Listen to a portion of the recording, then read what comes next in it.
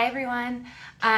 We are hopping into part 2 of our Rekindle the Flame training from last week because we had some technical difficulties. We had to kind of put a stop to that one and hopefully we're just going to kind of pick up where we left off and get into the tips and tricks that we have for you guys. I'm just waiting for everybody else to log on. Let's see here.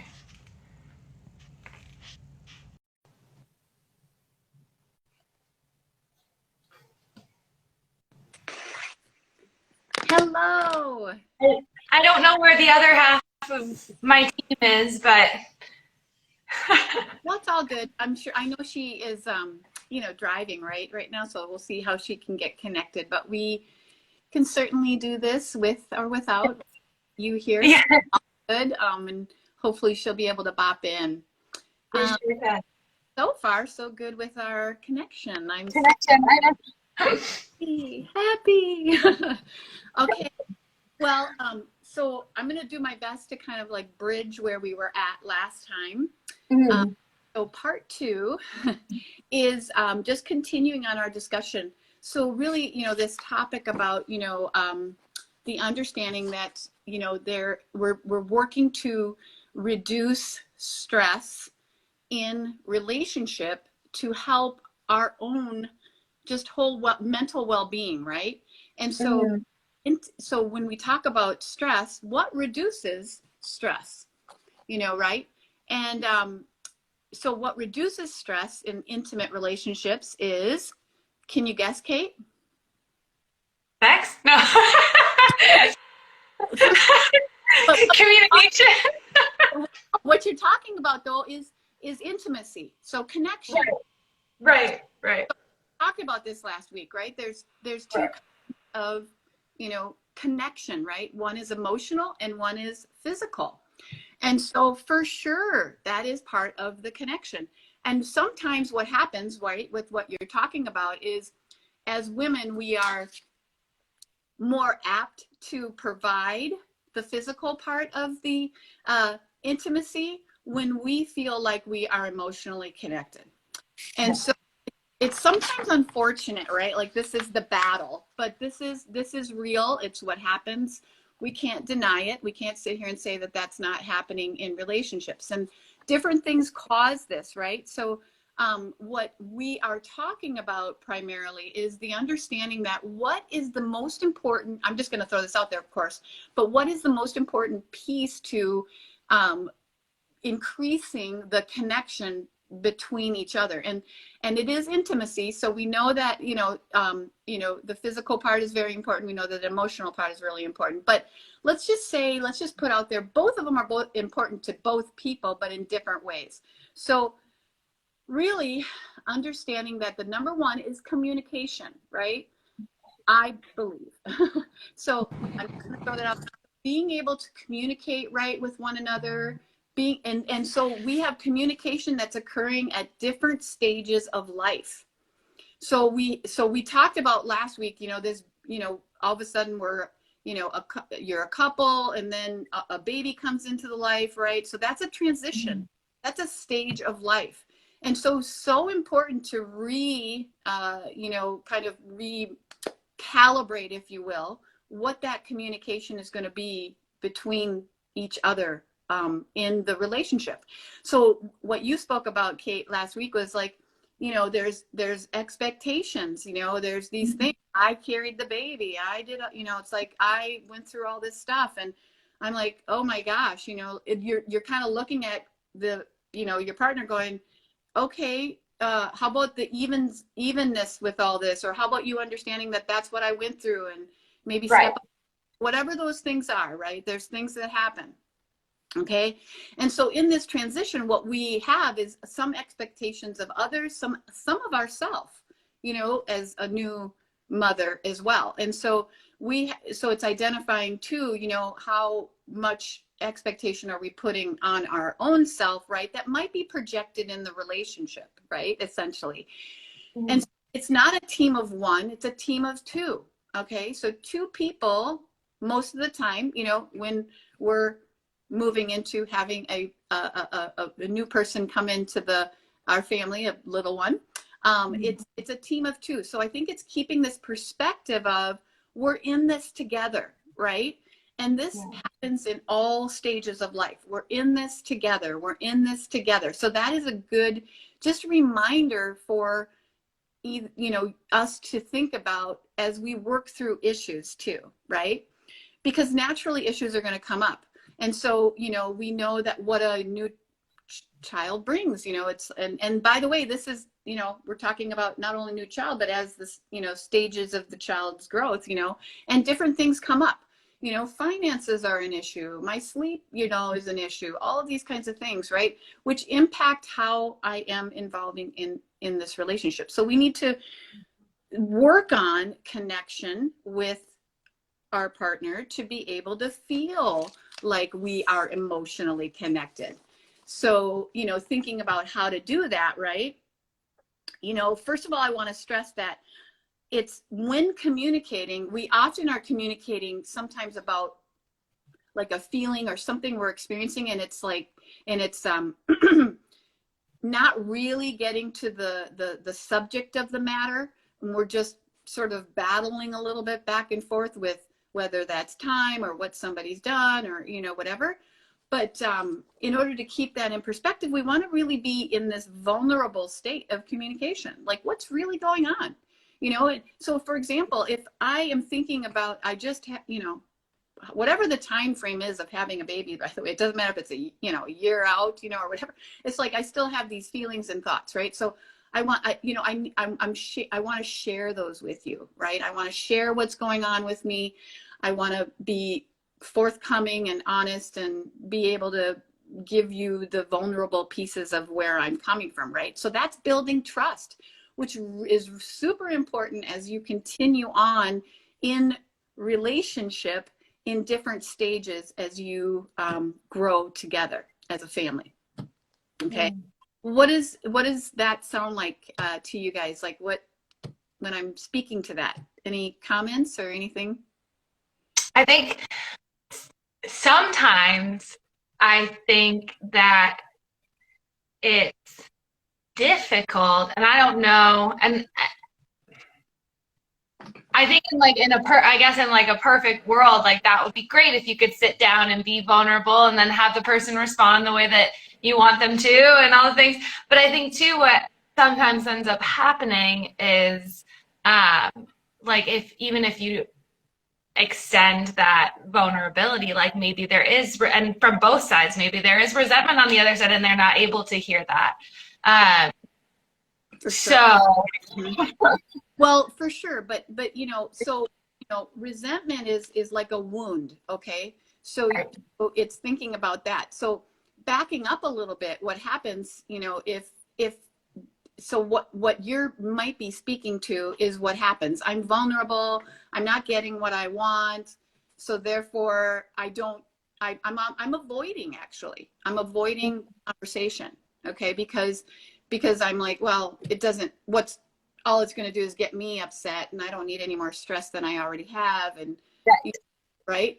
And so that's a very real experience. I hear it a lot, you know.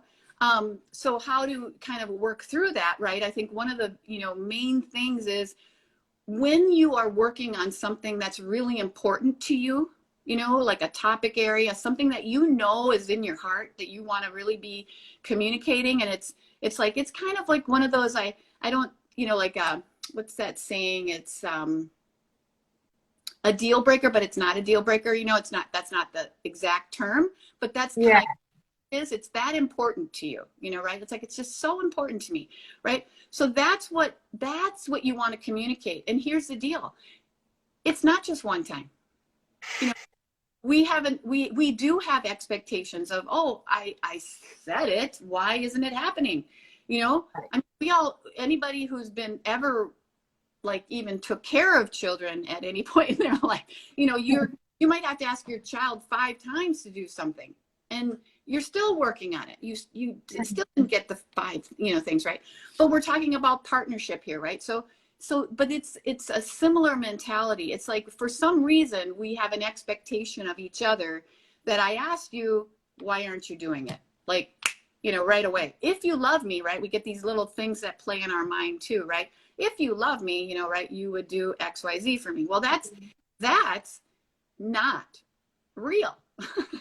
And so we want to be able to step back and say, okay, this is going to take a little bit of time.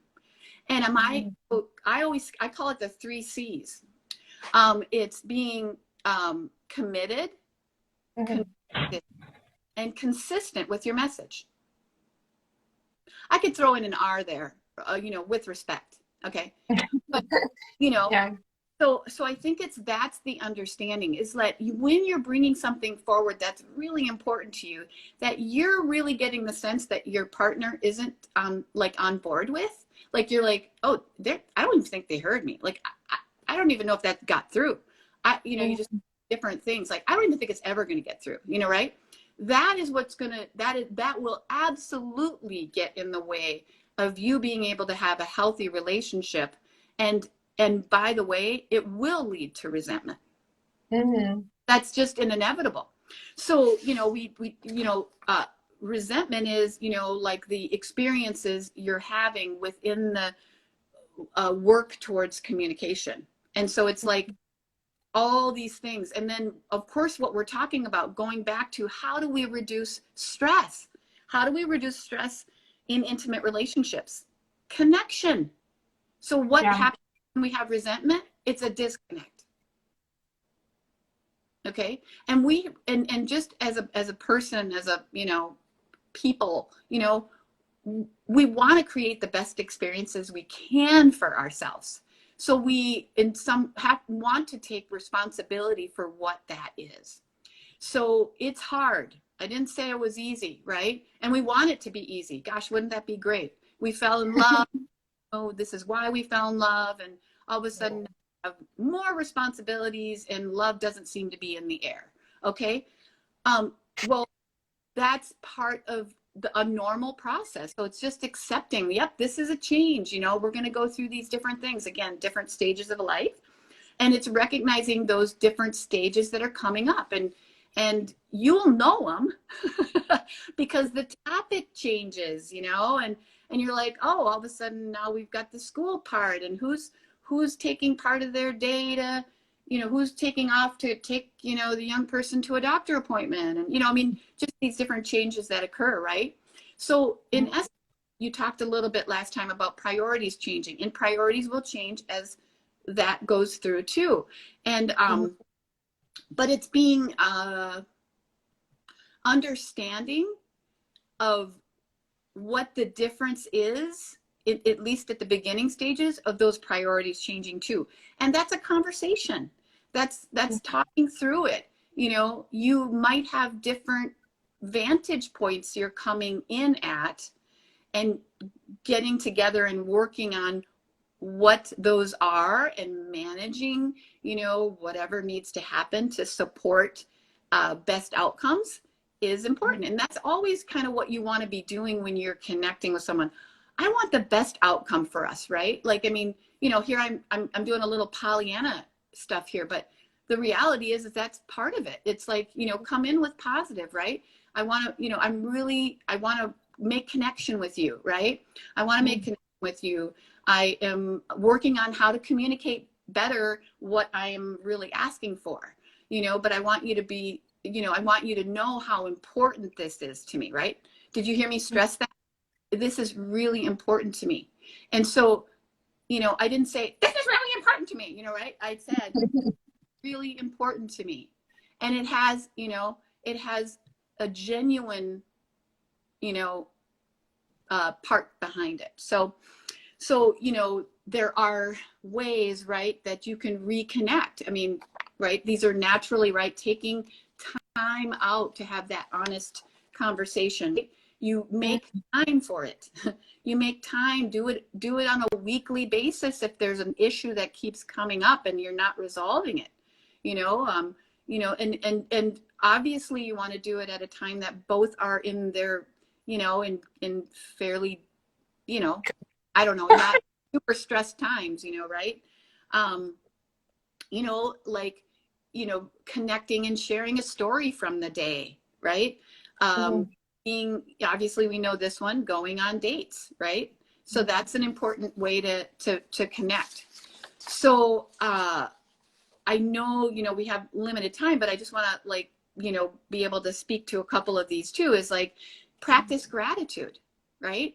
So what often, I've done this in my own way, and so it's like I'm noticing what somebody isn't doing versus what they are doing. Okay. Mhm. So That's one of my biggest flaws, if you will, in our current situation. yeah, Yeah. I and they think that's really common for a lot of people. You know what I mean? Like it's a very common thing because we're focusing on what we want, so therefore we're not seeing the other person give that instead of okay, or understanding that what they have done is still speaking that same love language, if you want, if you will. It's like, yeah, I'm guilty of it as well. I don't know. Maybe Kate learned it from me. You could blame it on me. I don't know, but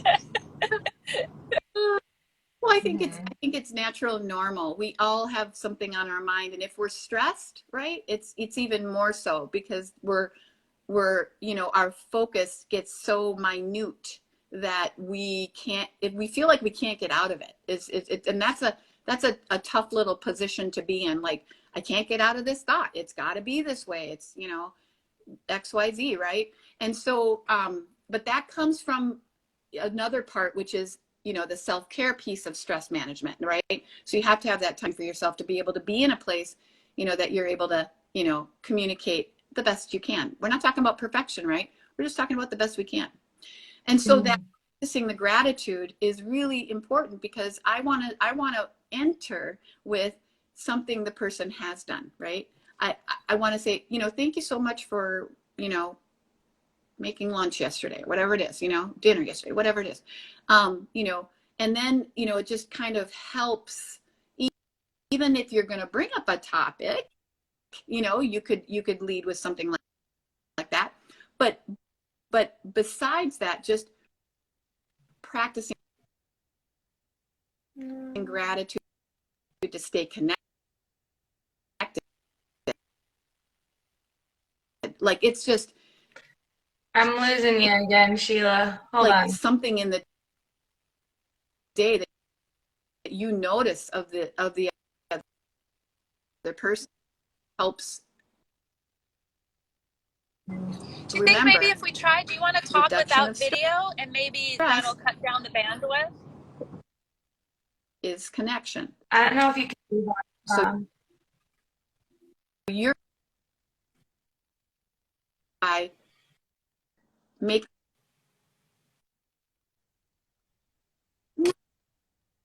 are you kidding? Michelle, are you there? There's just some lag Are you time. there?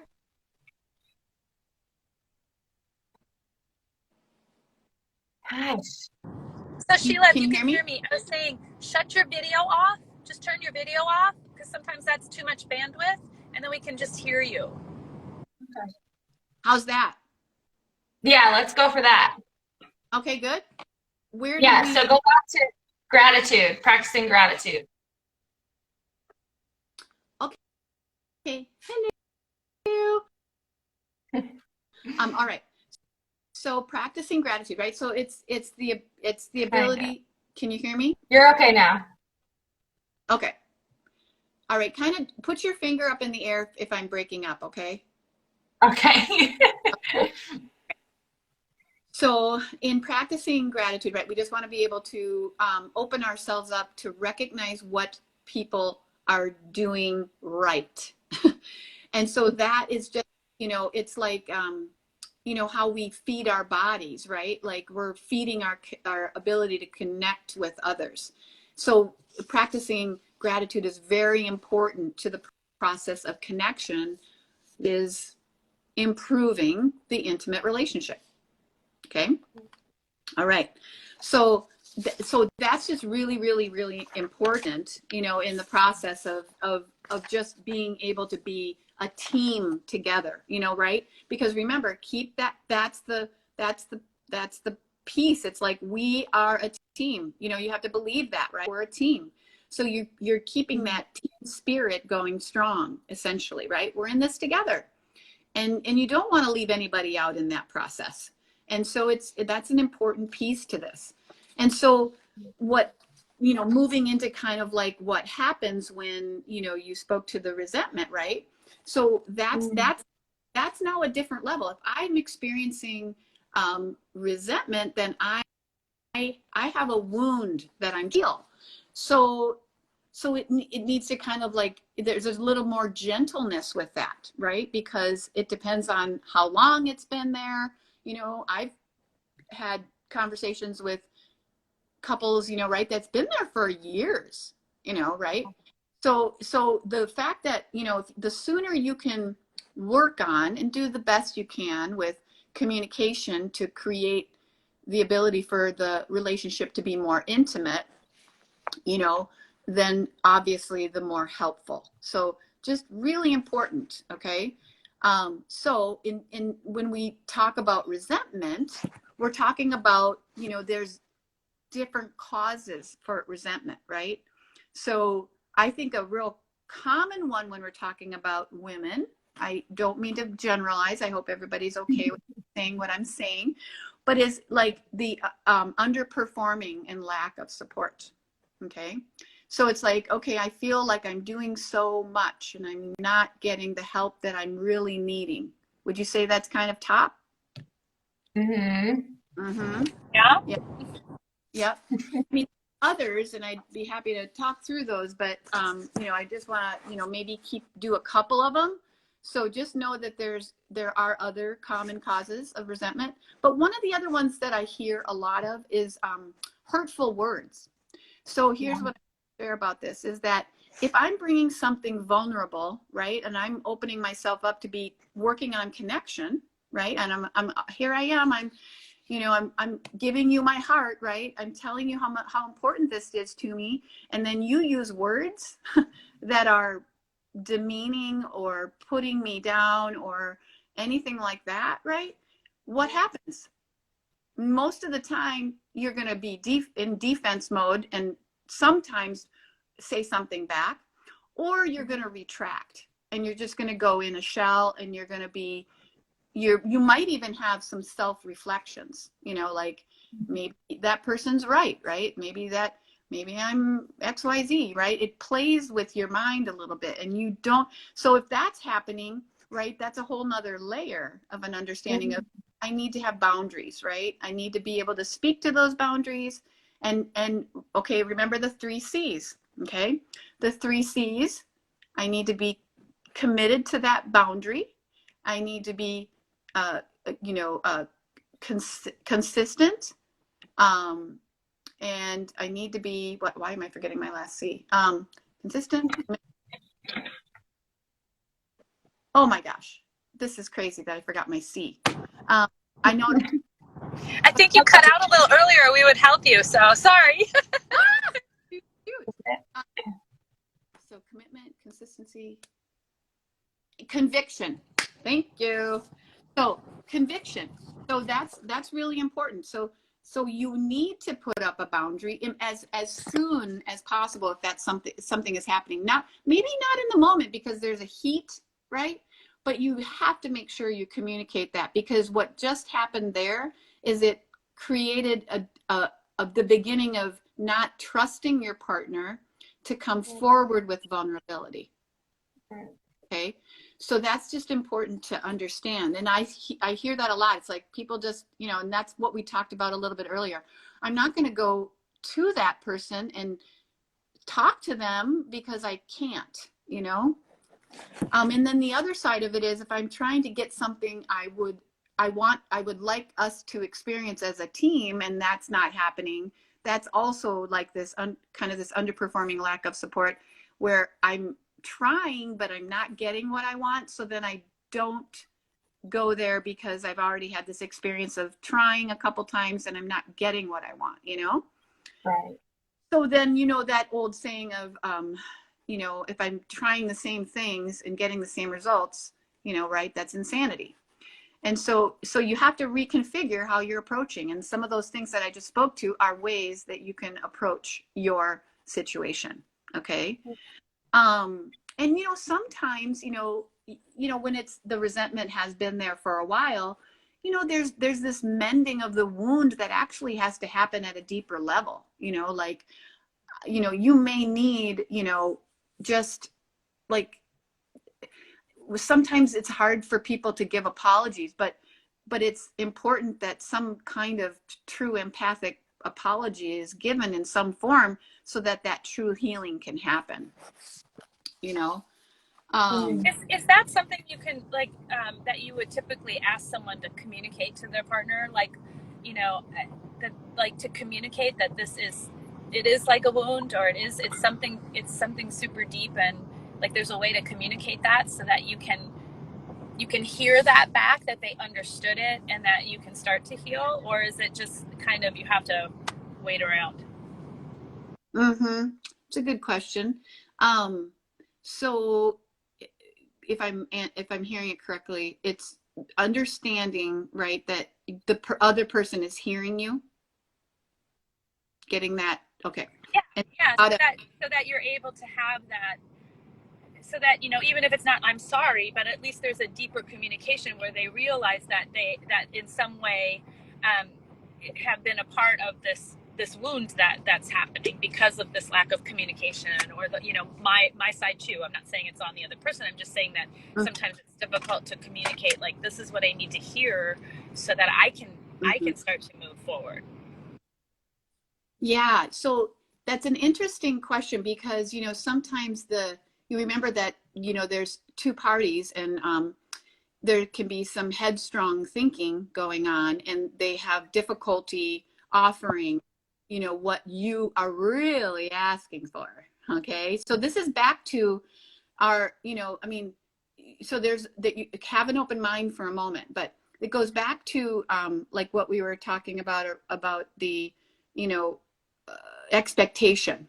Okay, so if you have an expectation of a particular response from someone, and you're driving for that response to be there, you may or may not get it in the timing that you're asking for it. So you have to be open to any sign of that person lifting, lifting that ability for you to step in a little bit. Okay, so similar to what I was sharing about, like, the the find the good. Okay, so you have to look for signs of that, because it's anything else would just get you back into the same rut that you were in.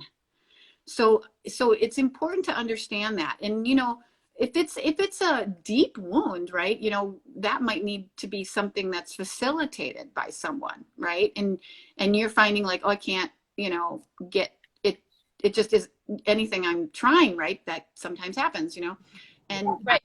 I've asked for that. I've said, and I've communicated, gosh, this is, really, really affecting me. I'm wounded, right? That's a huge vulnerability for someone to share with somebody. Like, I'm super sad about what's happening and how this has come to be. And, and I'm, it's pretty deep for me. Right. And then you're not getting what you needed from the other side. And then it just crushes you. Right. I mean, there's some of that happens. And so that might be that time where you are reaching out and looking for someone to help in that process, because right. And that's why, and that's kind of why we have you involved in our care for the women that we see as clients, is that there's different points in relationships, right? And when you're early on, sometimes if you can learn these things you're talking about, the 3 C's with the little R thrown in, and begin to build the relationship early, and then as you go through these transitions, you've set the foundation for those communication. But if you're further on in the relationship and you never had that foundation, that's why we have, that's one of the reasons why we wanted a therapist on staff with us, is so that we had that option, so women did have someone that they could see inside of our whole practice, and would have the ability to have a facilitator that could walk through that with their partner. Mm-hmm. Yeah. Right. And those are there are times for that, so yes, agreed. So from what we talked about today, what is popping up for you, Kate? Because I know that you spoke to, the experiences you've been having, and maybe you too, Michelle, so I want to make sure we're speaking to both. But you want to cover both ends of the spectrum there? Right. Yeah, and I think the biggest thing for me, and the thing that I'm working on the most at the moment, is recognizing the things that do get done, and the ways that he helps. And even if it's not what I want, he's doing things in his own way, and I'm trying really hard to be better about that, because I think one of the biggest things is he'll shut down because he just feels criticized all the time, and it's from his point of view. He's like, well, why should I even try? And then you dig yourself a deeper and deeper hole. So it's the biggest thing, because if you can figure out how to communicate what you notice that does lighten your load, it is a great, and if you can focus on that, it makes the things that aren't happening easier.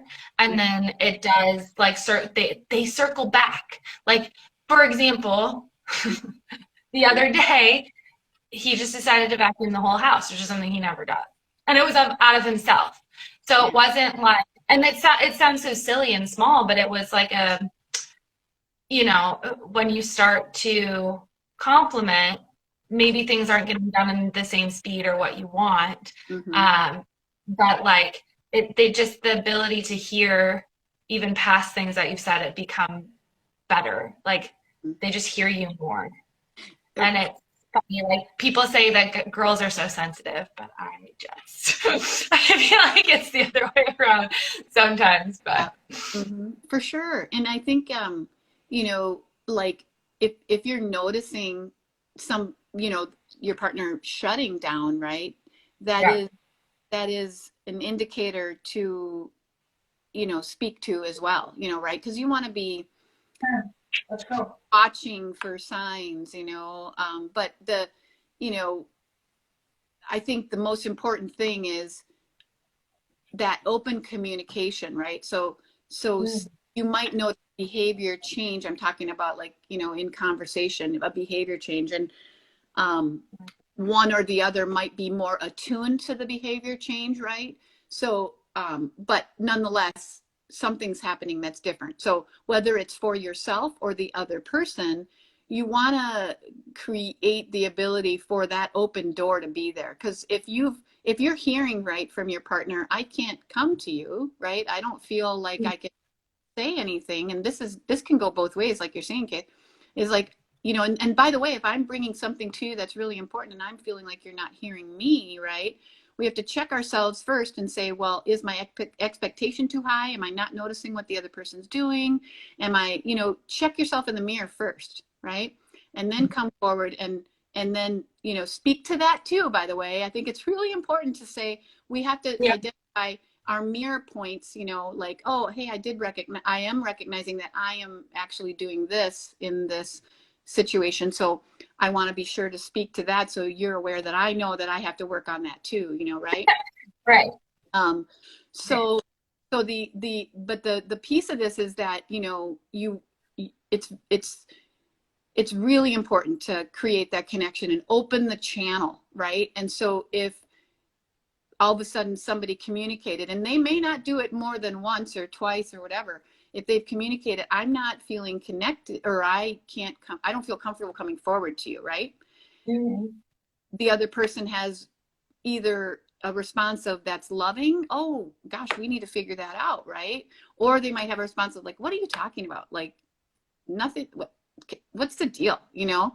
And they give that, and that's like, so then it shuts that other person down right away, right? And they're like, well, I'm not doing it, and I'll just, I don't know, do my best. Or maybe they do other they might choose maladaptive things to manage through it, you know?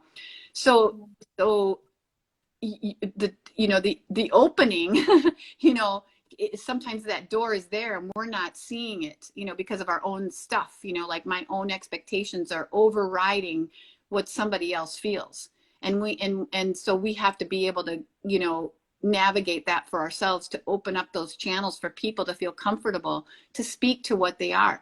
So I forgot to say this, but it's super important that when you are, you know, in that framework of listening, right? That it's, okay, hold on. I got my, okay. That it's called like the listening is, you know, that really listening, right? So you're just generously listening, okay? And you are really seeking to understand. Okay, so that's super important. And you know, we want this, you know, we're kind of, you know, sometimes when stress is present and lots of different things are on our mind, and you know, we have a tendency to be more self-focused because it's stress. Okay, so in getting out of that, right, is one way to do that is to be able to be there for someone else and be generous for someone else, you know, because that is opening channels for that person to be generously there for you. So I think it, yeah, so that's important. I've talked about that in the past too, where like some in general and just generally speaking, our culture today is pushing like a lot of self-focus and more self-love and more self this and more self is gonna like pull you out. But we're still seeing this large incline in depression, anxiety, especially among women, and it's kind of makes you wonder like maybe we actually need less self-focus and more, you know, focus on other people and giving and caring, because those things come back around, and that's how you create the community and support and communication. And I think that's very interesting, you know, and it's the same for relationships where we get very self-focused in our needs and forget about the other person. For sure. No, it's super true. So Sheila, if you could, so besides the 3 C's, which I think is really helpful to have in your head when you're starting to think about having these kind of, you know, they're more important conversations with your partners. But like any other like little tricks or tips or something that, you know, we could give to people that are listening that might help them get that started, get the what could be perceived as a difficult conversation going. Because, you know, someone once told me, like, you know, sex is in your head, like it starts here, and if that connection isn't made, if you're not free to just let go and be vulnerable in very intimate situations, then it isn't going to happen. Like you're not going to be there, you know? So, right.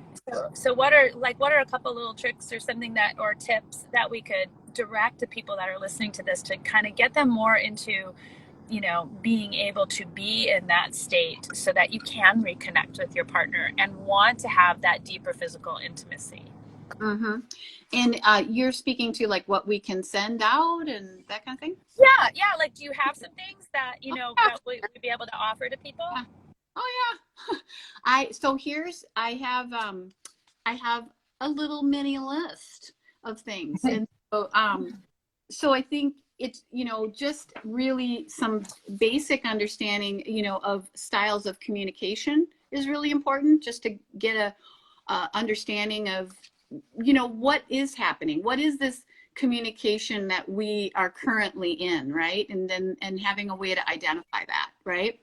And then the second one is, I spoke about this in the part 1, is you know, this is, I mean, you don't necessarily need a therapist to do this. It's just a self-identification of those early childhood experiences. It's called adult attachment, you know. So when we have some early childhood experiences that they could, as we grow, like, you know, now it's a couple, but when you begin to have children, it accentuates that, because, you know, it's the nature of the, and so I'd like to give the understanding of there's 4 adult attachment styles, and then when you can identify which one kind of lines up for you, it also is, it gives, you know, different ways to help support you to be securely attached in the adult intimate relationship. Okay, I think that's really, really important. You know, we want to get to root reasons why the communication is there too, or excuse me, the intimacy is not at, you know, the best functioning it can be, you know, so emotional and or physical. And so that is important too. So I think that's really good. And then really, you know, another area is it okay that I'm listing a few out that I'm going to send? Yeah. Okay, perfect. So I think it's really nice to understand, like, fair, they call them fair fighting rules, right? Like, but really what it is, it's like a little map, if you will, of how to stay on topic. Because what happens a lot of times is an issue comes up and then somehow 5 other ones came into the mix and we got lost in the, you know, translation. And so it just provides a way for people to stay on track, not get off track. If things go, you know, in a different direction, that boundaries need to be created, kind of provides a little information about that, because that's important too. You know, so that, and then we do know, you do know about this, but I think it's just a nice one to put out there, is love languages, right? And just reconnecting about that. And, you know, I mean, that's just kind of a fun one, if you will, to do. But I think it's just a nice one to be putting out there for people, you know. And then just maybe ways to reconnect as parents. Okay, that's a lot. I know. Woo, sorry, but I think, no, it is. I know, you know, and it is a lot to try to unpack in a you know 35-40 minute live. I mean, it's a lot, and it's great that you have all this information. I think people are going to find it to be very helpful for them, you know, to be able to do that. But it sounds like we need to have another live on a whole, you know, whole other side of this, a whole another layer of this. Yeah. But it's, And I'll tell you, so anybody listening, we'll put a link. So all these tools and the documents that were just listed, they're going to go out to our email list. So we will put a link in the caption below that you can join our email list if you want these documents or tools, guides, resources. Resources is the word I was looking for. If you want these resources, you guys can go ahead and join our email list. We don't spam you. We send out maybe 1 or 2 emails a month, and with some great information. And this would definitely be one of them. So, yeah, I just wanted to put that out there, but it'll be in the captions for this. all right. Awesome. All right. Well, hopefully all people, it's a pleasure to be with you today and all your listeners and followers, and looking forward to providing those resources to help manage stress in intimate relationships and build connection. Yes. Perfect. No, it was All awesome. right. Thanks so much, and thanks for hanging in there with all the technical stuff. That, you know, appreciate that. Absolutely. You both have a Thank you. good day. You too. Bye. Bye.